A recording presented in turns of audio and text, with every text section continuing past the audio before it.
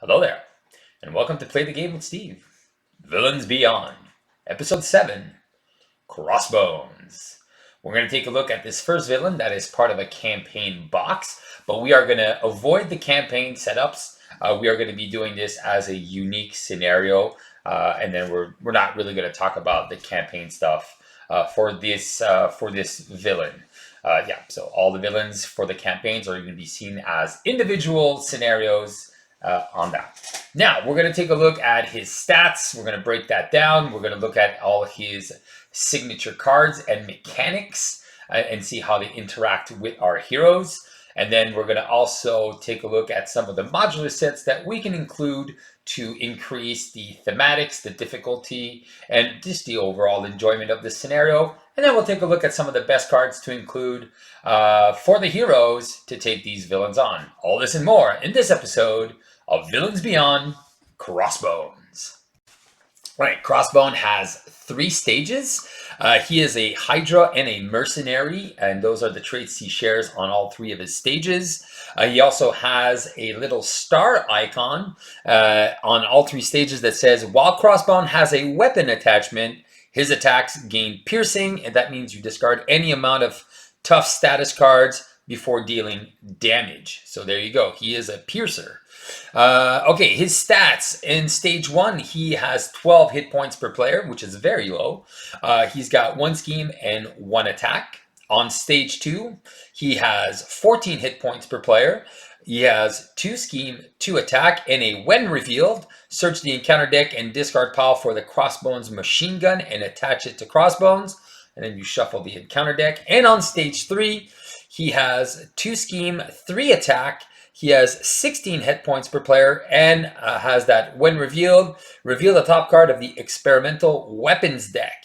And that's it. So 2 scheme, 3 attack, and there you go. So those are his stats, and we're going to see what they do here. So you can obviously see the thematics is he wants to get weapons so he can have piercing and then, really get through any tough situation. Pun intended. All right, so the main stage has 3. It is called Attack on Mount Athena.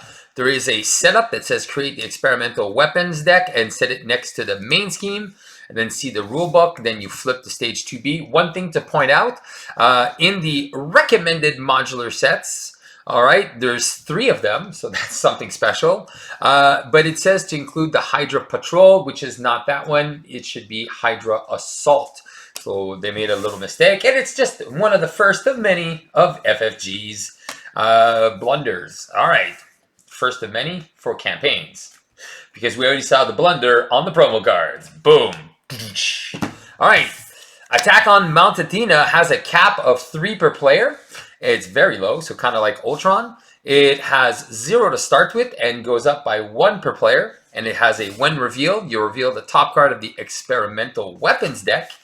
And if ever this pops, we're going to go to the stage 2A, which just has a bunch of text. So you just flip this over. It is called the Infinity Stone. It has a maximum of 6 per player.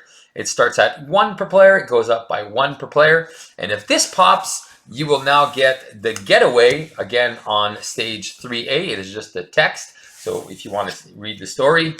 And then 3B, it is the Getaway. And it says when revealed, reveal the top card of the experimental weapons deck.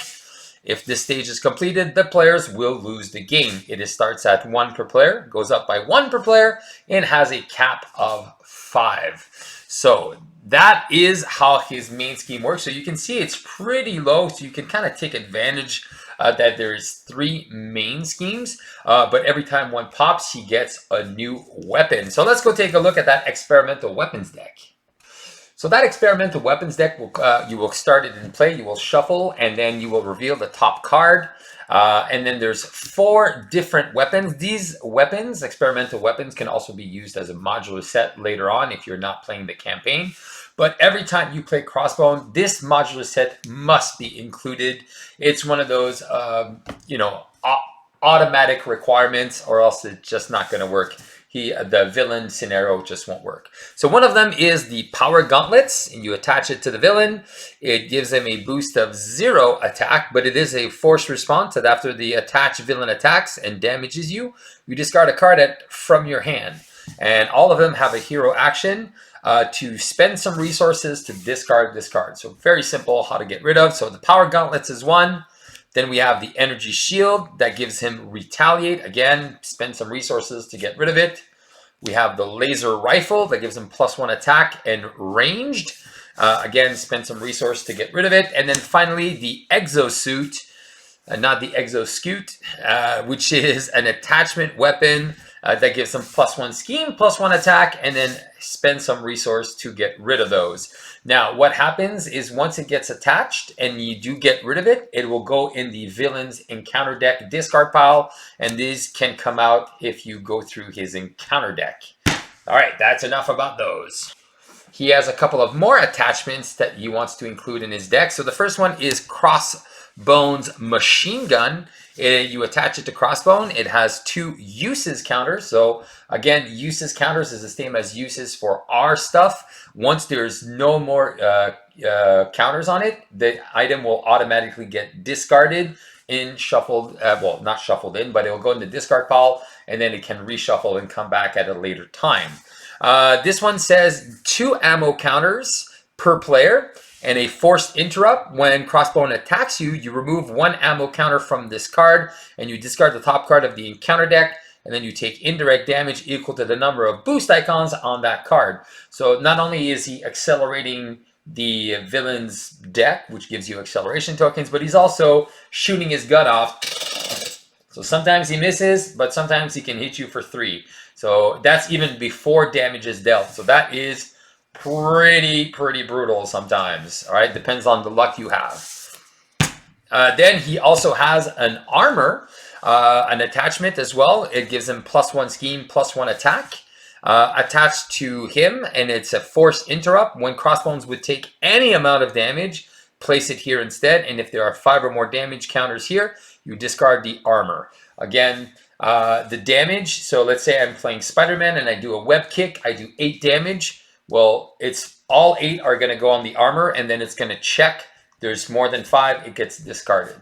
So this is something sometimes you might have some extra damage on there, or you can try to plan your turn so to deal exactly 5 damage and not waste damage on this. All right.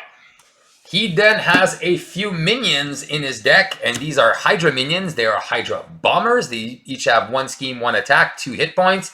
And then when revealed, you either take 2 damage or you place 1 threat on the main scheme. They are bombers after all, so they do explode. All right, so those 2 of those. He's going to come at us with a few side schemes. The first one is Cornered Staff. This starts at 3. It has a crisis icon and a when revealed.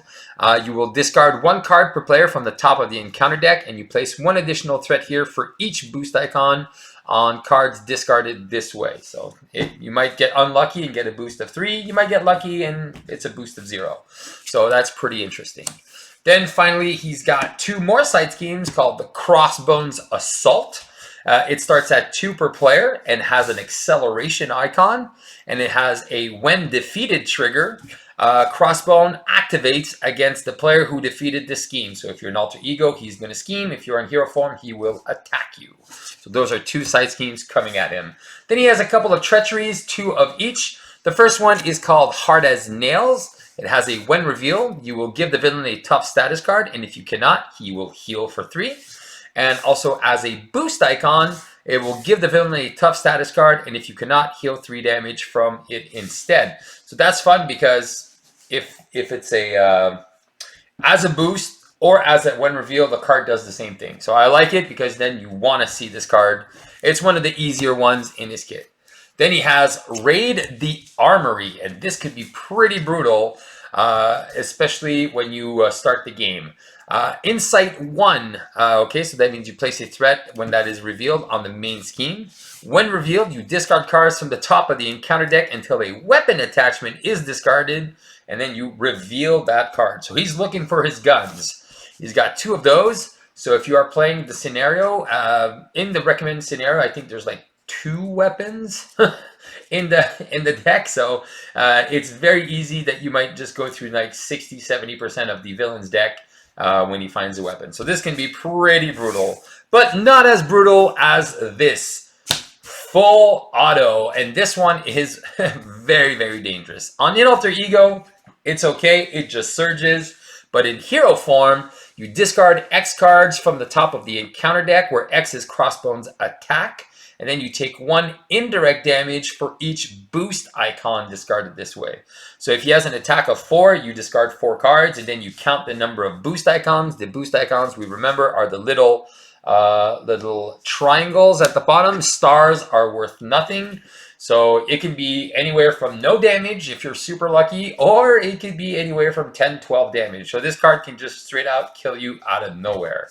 All right, and that is it for his kit. All right, so we're going to do a little bit different here because Crossbone comes, his recommended needs three modular sets to include in his deck. So we're going to be changing up a little bit. So our formula. So we're going to be mixing up themes, thematics, and lulls in a couple of suggestions which are going to be kind of like flavor suggestions. So the first one, I call it the tech package. So these attachments, these are a lot of tech attachments that we're going to be attaching either to Crossbones or to the minions and stuff like that. So we'll take a look. So the first modular is Lady Deathstrike that comes from the Wolverine Hero Pack, and it comes with adamantium upgrades. So these give the villain +2 or an enemy without. So without that card, so if Crossbone is the only enemy, so he gets 1, he gets +2 attack, and his attacks gain piercing. Just because it's a tech here and it's an attachment, it's not a weapon, but it gives the same ability. So I thought that was pretty cool and thematic. And then there's also a couple other cards like Hack and Slash that make you discard cards at random and take damage. And then you got Lady Deathstrike that wants to come back for vengeance a couple times. So that is the first one. The other one is an oldie but a goodie. And it is the Osborne Tech, obviously. Everything gains Surge. These are 2 weapon attachments. One already gives him overkill, but adds, gives him piercing, but adds the overkill. The other one gives him a +1 attack. And if you take no damage, so these 2 kind of go in line with this. And then obviously the other 4 attachments that are just brutal. So this difficulty-wise, very, very hard if you want to mix and match those. The other one, I think we've seen this one again. It is more of the weapons, and this is the Goblin Gear, because these are all weapons. They're tech attachments and weapons. So these all give +1 attack. So also, not only do they give +1 attack and negative effect, but it also gives him piercing. So that gets a little bit annoying. Obviously, the Advanced Glider is in there too, limitless supply, which all the tech attachments. So if you play with this one and then the Osborne Tech, just makes a lot of surging possible here for that. So this is the third one that I would recommend here in that group. The other ones are more for the minions. So I really like MODOK here.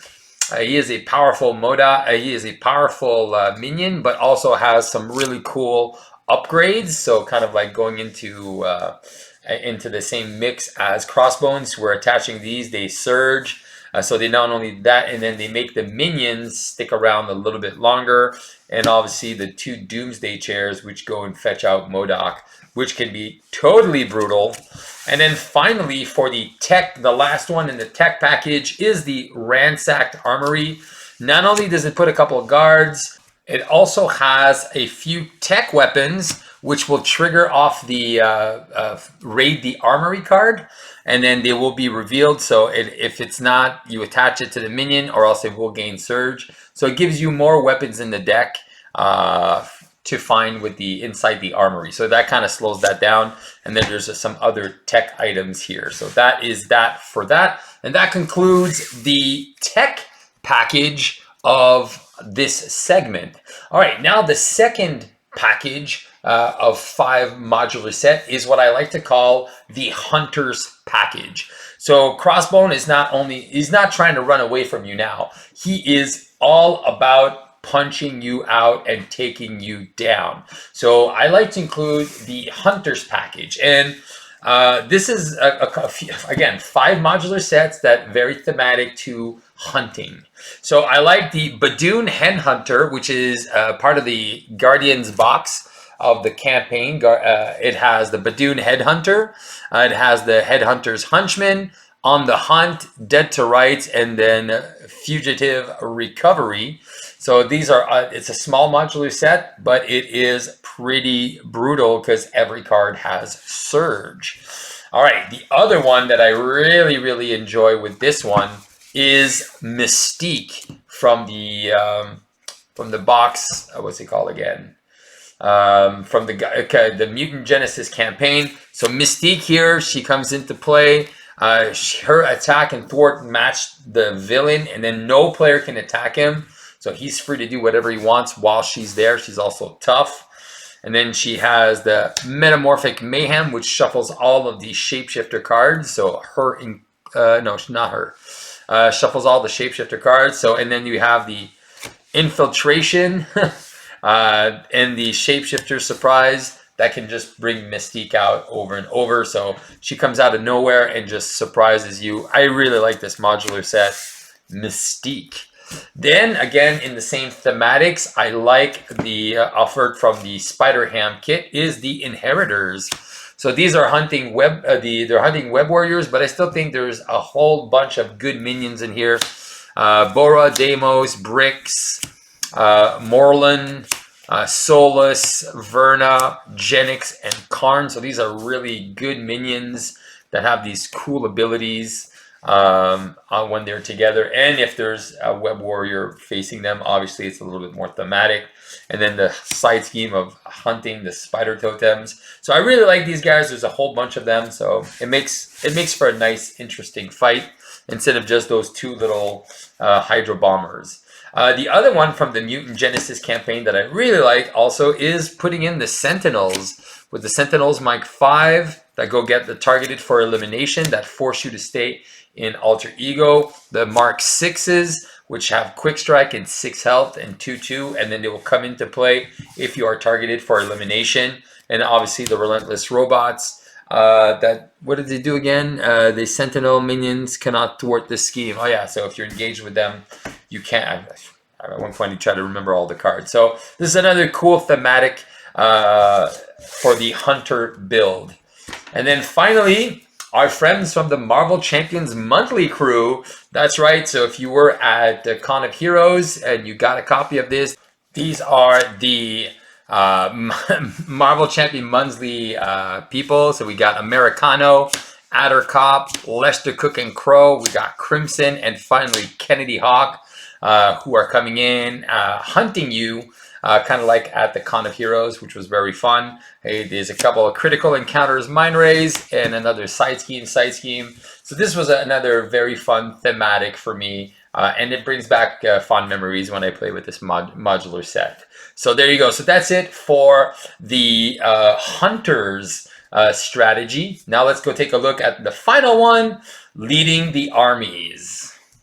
So, and finally, so these are 5 modular sets. So these are the 5 armies that I found in the modular sets, which I like to kind of mix and match to make, instead of playing with the Hydras all the time. So obviously we got the Band of Badoon, who has the Assassins, who has the Grunts, the Warlords, it has the Sentries, and finally the Lieutenant. So that is 9 minions that kind of boost his attack, boost a lot of things, give him overkill. They come into play, give you extra encounter cards. So I like this. These are pretty messy and they're pretty fun as well. I love also the Creep Militants with him because again, we got more overkill that goes well with his piercing. We got more piercing if ever he's out of weapons, and then +3 attacks when he does activate against us with an attack with the lieutenants. And then we also have the armor that reduces all the damage he takes, which I think is very fun and thematic as well. And then the more armies, we have the Armies of Titan with the Outriders that make you discard cards at random from your hand, either when they are revealed or as encounter cards. We got the Black Order Infantry that give the villain tough status cards. So again, kind of work well with him. And then we got the Landing Crafts as the side schemes that just go and get more of these minions, either which one. And then I like the Temporal modular set. We got a couple of Chitauri Soldiers. We got some ancient warriors that stun you. There's my always lovable T-Rex, which I love, and that little side scheme that just keeps reshuffling all the time. So it's another one, like more soldiers, more armies from different types. I also like him with the space pirates. So we got the commander and the lackeys that come in. We saw them in the last one. We got the honor amongst thieves, because he's obviously stealing experimental weapons, so it makes sense. And then the sound the alarm that boosts all the attacks, and this steals your cards, discards cards at random from your hand. So another great thematic one. And finally, here are some of the top cards that I recommend to include when using fighting against Crossbones. If you're playing aggression, Piercing Strike, because he does have a lot of ways to get himself some tough status cards. So Piercing Strike is always going to be a good option for you.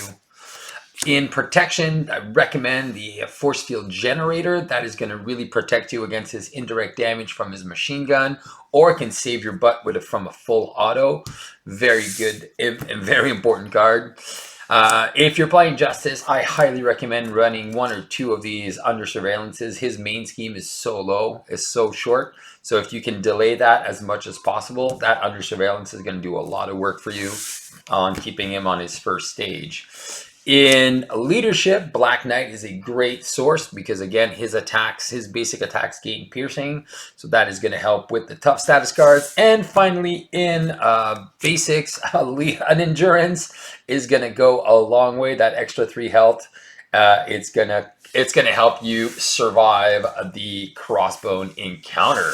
Well, there you go, guys. So that was Crossbone. It was a lot shorter than some of the other videos, just because I think his kit's just a little bit more compact, so that makes it a lot easier for me. There's not too many rules and regulations on his kit. It makes pretty much sense. So only the tons of modular sets. So again, picking and choosing. Crossbones is a very tough opponent, especially if you're playing with the recommended ones, which is the Hydra Assault, and then the Weapons Master, which gives him more weapons, and the Legions of Hydra.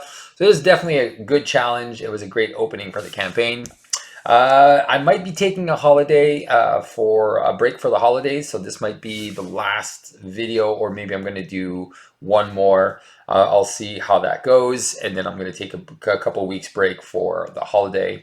Anyway, so there you go. Hope you guys enjoyed this video. Let me know in the comments what you think. If there's any thematic modular sets that you would put in this in these suggestions, and if not, guys, keep on enjoying Marvel Champions. Have yourself a fantastic holiday, and just play the game. Ho ho ho! Cheerio.